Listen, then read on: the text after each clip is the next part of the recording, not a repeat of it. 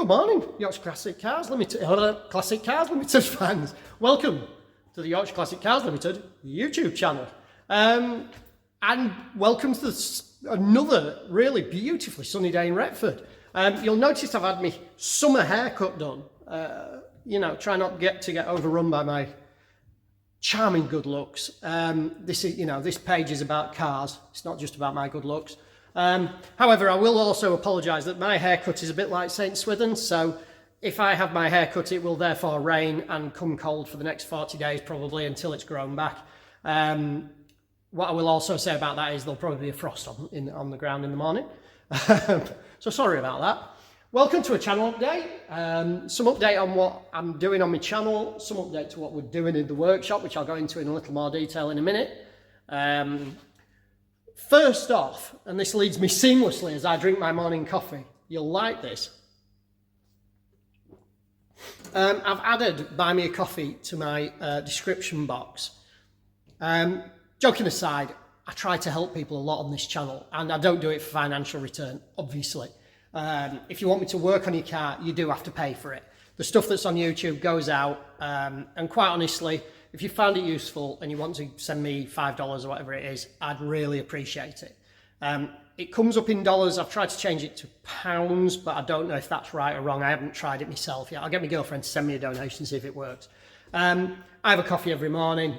It's part of my routine, and a coffee's £2.50 these days, so it's not a huge amount of money. I'm not trying to justify it that way. Anything that comes in that will help me with my channel, help me with me buying stuff. I would like to eventually buy a Stag to restore on the channel, but obviously I can't afford to do that, and I also can't afford the time doing that without those contributions because my viewage isn't enough to pay for it, if that makes sense. But we'll come to that. I've had a look at it this morning when I set it up, assuming I've set it up right. I'd appreciate that. It's probably going to buy me a beer. That'll help me when I'm editing and stuff like that. And if you read the description, it does mention that in there. But I think, you're coming out fairly competitive if you manage to tune your car for a fiver. I've also got the options to put 2 or 3 in. What I'm going to do is if you do the 2 one, which is like a tenner or $10, I will put your name on the credit at the end of the page as like a Patreon sort of thing. If you do the 3 one for 15 quid or $15, whichever it is, I will print your name. I'll put it on the Patreon, obviously, and I'll on the credit board. But what I'll also do is, because I've got to work out how to do that yet, but what I'll also do is I will print a vinyl sticker for my car, and that will go on my race car for 12 months. It won't be, I won't be like the whole side of the car.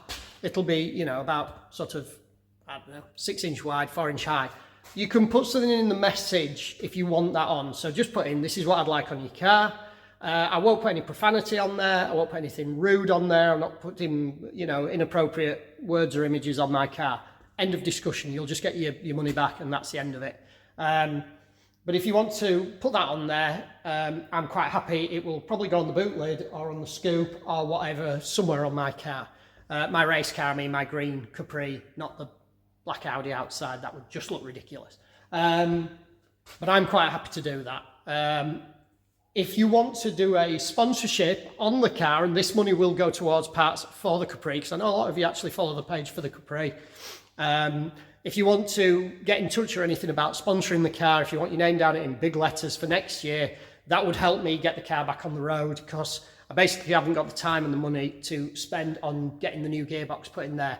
I'm going to do a series on fitting the 8 HP ZF gearbox that I've got to a Rover V8 and then eventually to the Chevy. I'm going to do a Chevy build as well.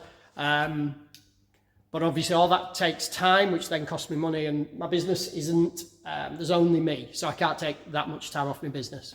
Anyway, back to the job in hand. Appreciate if you do it very, very much. You won't know how much, but I do really appreciate it, so thank you. So, back to the job in hand. I'll take my morning coffee that I had to pay for myself and show you what's going on in the workshop. So the first thing we've got back, it's ironically lots of friends in the workshop this week, is the Fasil Vega HK500. You've seen it here before. I did a little bit of an engine swap on it. As you can see, I've got some of the dashboard out there. I'm fitting a temperature gauge.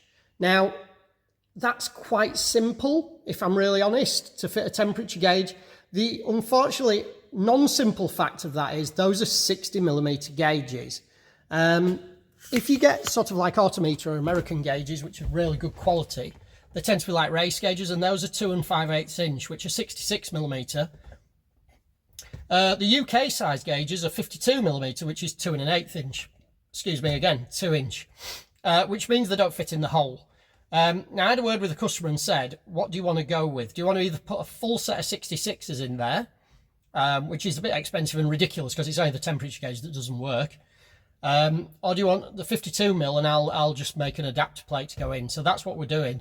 However, they are special order and they take a while to come.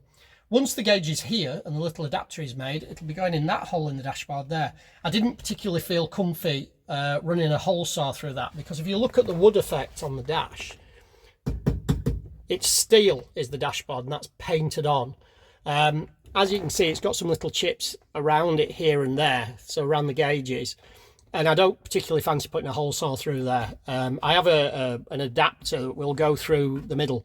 Now, there are 60mm gauges available, but they tend to be JDM gauges, which, although they're really, really good quality, they just wouldn't suit the style of the car. These are Jaeger. They're beautiful with a nice concave glass, black background, French and English, obviously, because it's a French car, and then the bottom suite gauge. Now, I've ordered an Autometer auto gauge one, which is obviously an American gauge, but they are a black face with a white lettering and a white needle. Like ProComp gauges are a black face, but they have an orange needle, and I wanted it to match as much as we can. The customer has the original gauge, and if he chooses to have that repaired and slot it in, that's fine. I've ordered him a mechanical capillary gauge, so he's got a good record, because he feels the engine is running hotter than it's showing on the gauge. It may or may not be. I haven't put the infrared on it yet, but there we go. So that's what we're doing on the Vega. I'm also fitting an alternator to it.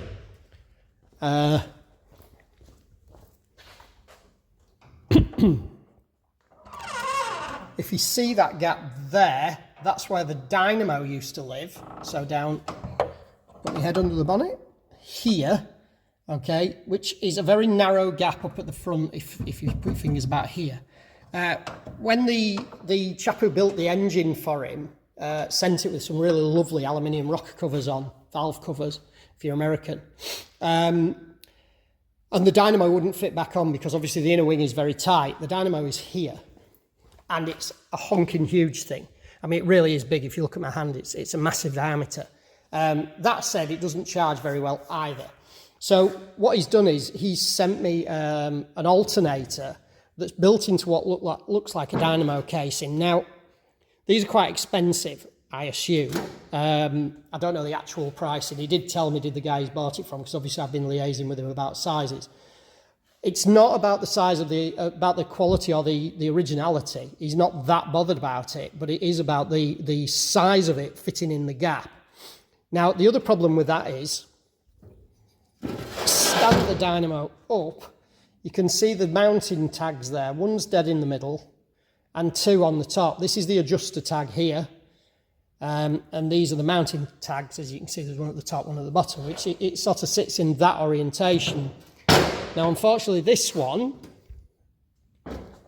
sits in that orientation. So if you look at the mounting lug there, it's on an angle at, say, well, if you put the top where it needs to be, it's at about sort of 8 o'clock there, 8 p.m., which is no good, basically, for the original bracket. It's not a straight fit. So what I've done is I've taken the original bracket. I hope the sunshine isn't reflecting it. I painted it black yesterday, hence the hook in it. Sorry it won't come out. And what I've done is I've adapted it with that little fancy sort of Art Deco affair. And the only reason it's Art Deco is these used to be handbrake levers.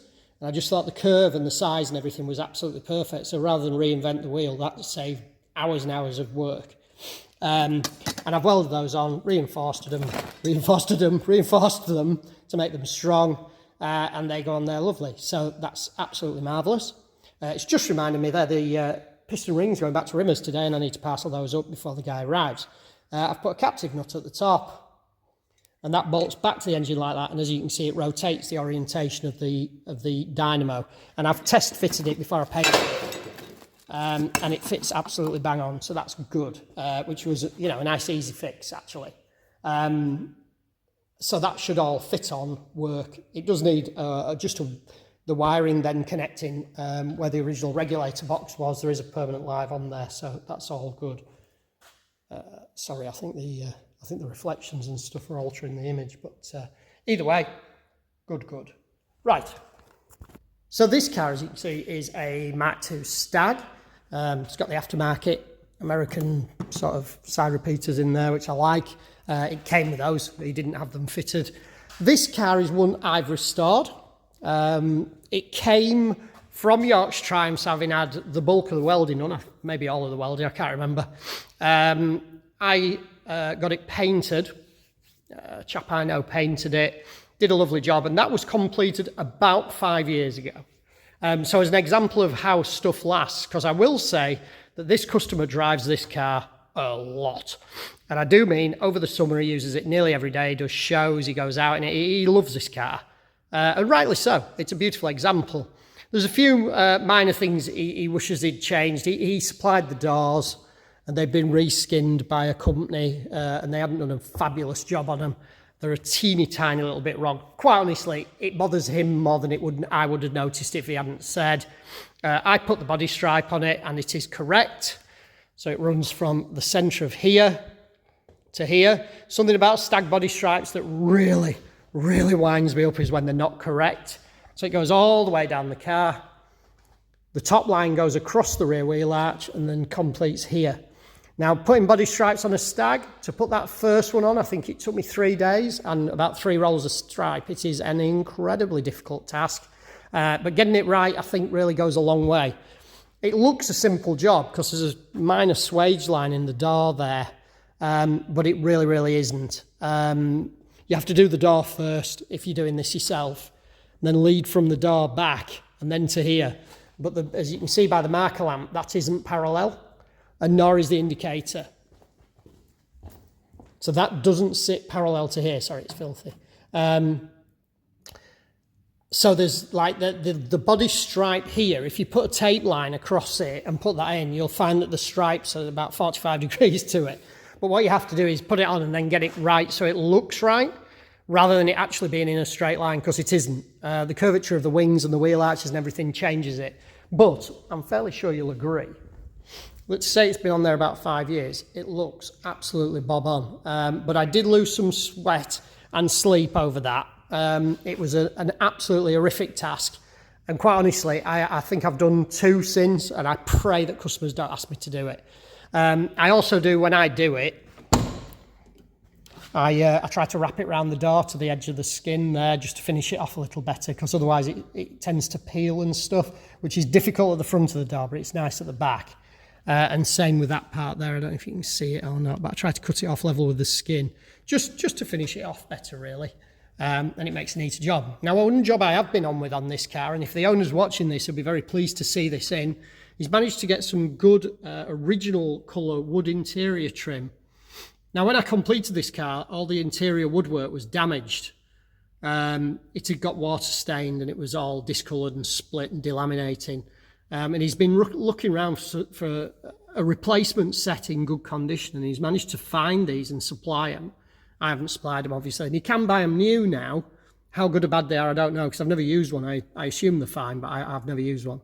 And that's replacing the walnut trim. I put him a walnut trim on originally, and he's not an originality sort of guy, but he just didn't gel with the walnut. He said, it's not how they were, and I don't think it looks right.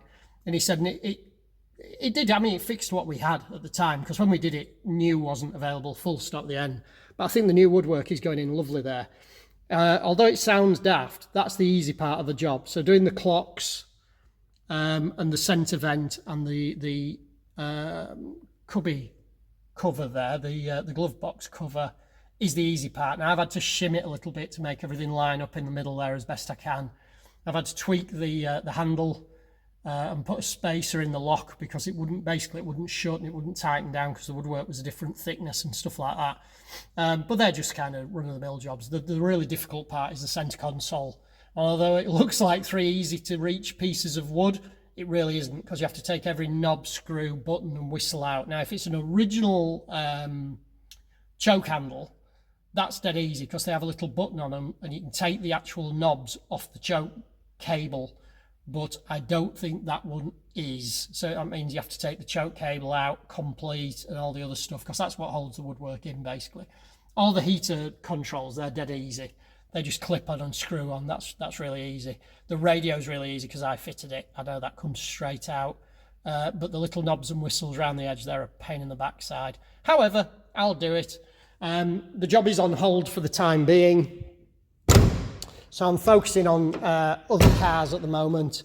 It's running a bit off, which has basically, I think, although the customer has had trouble with the ignition side, I didn't build the engine.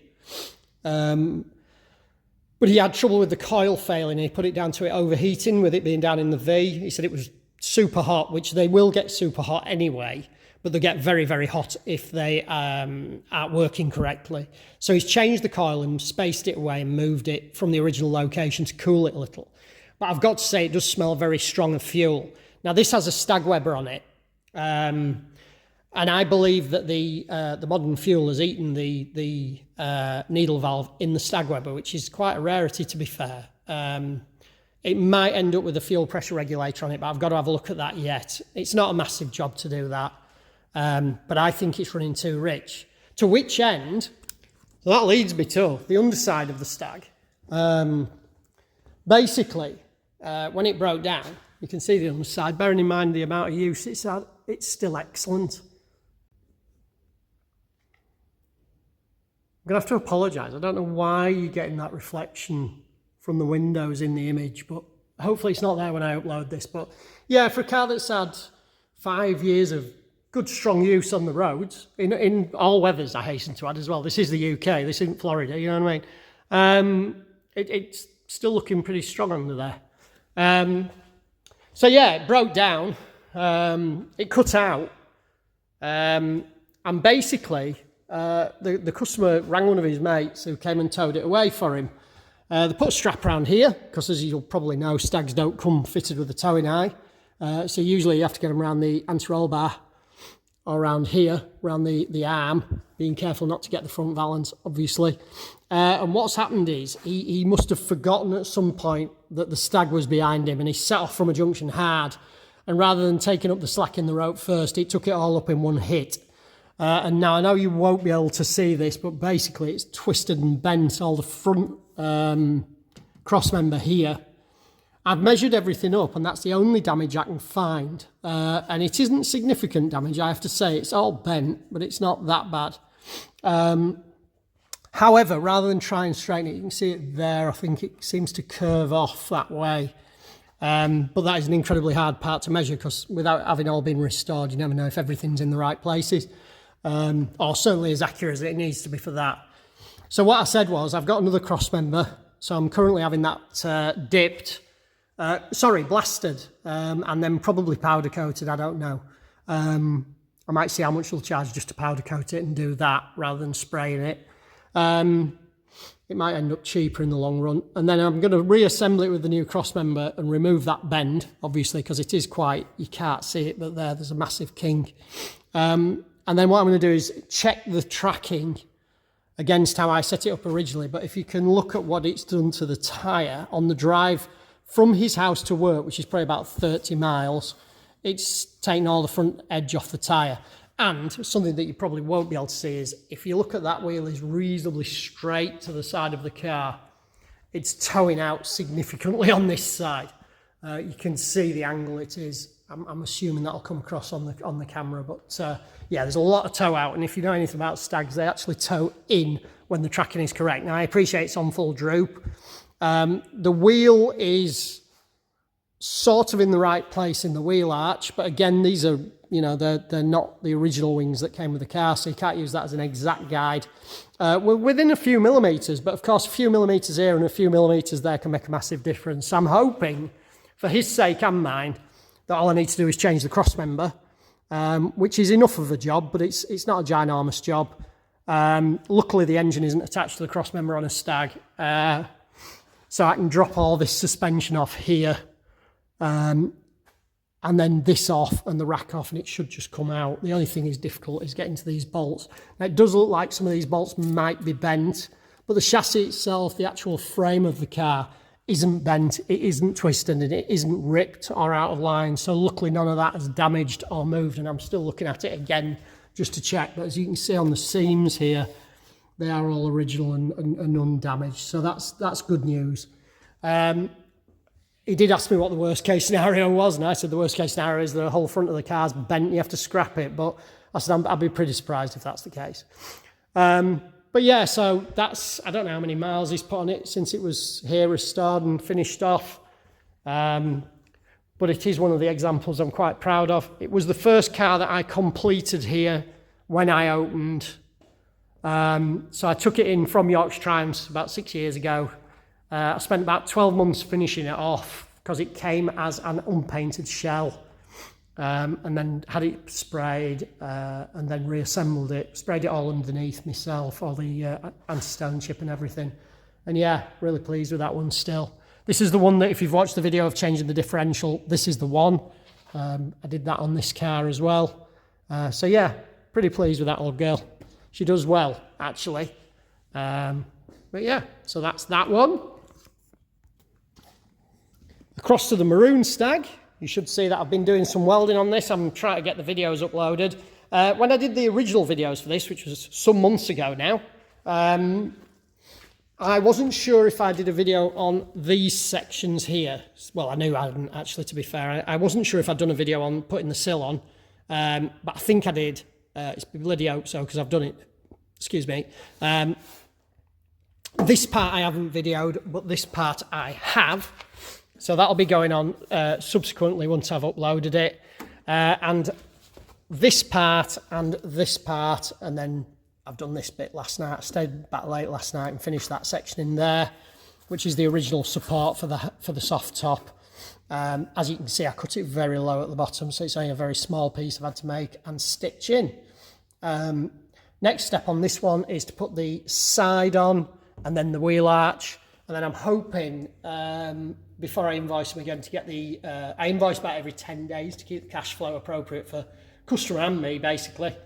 But I'm hoping to do the rear wheel arch as well, if that's not as bad as the other side. The other side has a rust hole up at the top, which you may or may not have seen. The wheel arches are all filler, as you can see. However, I found on the other side that the rust only came to about there. So I managed to just put the lip of the wheel arch on, which made a really, really nice job. Nice and straight. And of course, if you can keep this where it's formed, it reduces distortion when you weld it, because you do get distortion. People say you can planish it out and stuff, but you can't. Well, you maybe can if you're a panel beater, as in somebody who can make body panels, but I'm not. So, you know, it's a bit dusty at the moment. Of course, I had to go last night at just angle grinding that off to get it ready for the section to go in. But I need to do a little work on the door. The door skin that I did for the bottom of the door is a little tight on the bottom of the sill here. And there's only so far you can go with the sill, moving it up and down on this edge, because obviously as you push the bottom edge up there, it pushes this edge up as well. And you can't just hammer it back down. So it's good in the top corner, it's good over here, but there must be a little ripple in the door bottom because it's a little tight on this corner. So I want to adjust that and get that right before the side here goes in. But I'll be doing that. That will be today's job, because I've got the rest of this week to try and get that good. Okay, so that's the old Stag. Last job. Don't know if you've seen the series, not many people seem to have watched it, but you know, I'm more of a Stag channel really, and putting a Rover in a Stag really does upset people. But there's the Rover V8 I've been building. It's done, basically. I had to do this before I started on the welding. Obviously, I've taken the intake manifold off because I've had that sat in place, but I haven't screwed it on yet, because when I fit the engine, it's a lot easier to see what you're doing without that in place. And it's only this row of bolts. I did have to drill that one out and helicoil it, but it'll be fine. This pushes down a little when you put it in. As you can see, it's a composite gasket, so it you know, doesn't sit flat yet. But it's all sealed in. I've painted it gloss black to try and sort of retain the stagginess of the Stag. And the customer wanted nice, shiny, silver rocker covers, which, as you can see, I've done. I had 2 front covers. This is the one I've prepared for him because the water pump still spins. And I dread to think what water pumps are, but he's more than welcome to that if it's any good. If not, I still have to put a new one on. So it's only a little, you know, about 6 bolts, dead easy to do. Front pulley is off, because if you take a Stag engine out, you always have to take the front pulley off. So I've left it off and it's there, all painted up and clean. All I need to do to that is mark the 0 degrees for when I'm timing her up. Once she goes in, I'll then put an oil filter on it. I might put a remote housing on yet, I don't know. The sump is all on. Everything's all there, really. I've painted the starter motor, obviously. I think I did that in one of the videos. The engine mountings are here. The power steering pulley, I aren't sure if it wants to go behind here. Originally, it's behind. But with it being I'm going to try and adapt his Stag power steering pump. So I'm going to probably put it up at the front. May or may not. Don't know yet. Hence why it's off. These are the engine mounts. They're all painted, ready to go on. What I do with these is I blast them, wire wheel them, let them soak overnight in thinners if they've got powder coating or anything on them. And then I etch prime them, okay, just with rattle can etch. And then satin black them. And then what I've done on the front of these to match the engine is I've done them gloss. The backs are still satin because, quite honestly, it doesn't, you know, the paint is on there. The lacquer is just to make them shiny. But because the outside of the engine is shiny, I wanted the outside to look like that. Things like the pulley, I've lacquered that all the way around to give it another layer of protection and stuff and to make it look right. Okay, obviously that'll go on there. I've no objection to satin black, but if you've done everything black, gloss black, you kind of need to retain it. This one is just satin. I haven't, it actually started raining as I put the last coat of colour on it, so I need to put some lacquer on that. Basically, that's just ready to go in now. All I need to do yet is fit the rear oil seal, the flex plate and adapter. There's a spacer goes on a Rover V8 there. The bell housing to the gearbox, and then the gearbox to the engine and spear it in. It's not going to be a straight fit because the adapter plates that came out for the mounts and stuff, I want to alter those so I can get it a little further back and a little lower down. Yeah, I can't remember what the name of the company was that used to do the Rover V8 conversions, but they used to space down the front cross member a little, so I may actually do that. It just drops it about 5-6 mil, quarter of an inch, 3/16, quarter of an inch. And that allows you to come back and further back, because I'd like to A, use the original prop shaft without a spacer, and B, the further back and the further lower down it is, everything fits better, so the SUs will fit better. You'll notice I've turned the rocker box covers round. These are just sat in place at the moment. I've used reusable gaskets.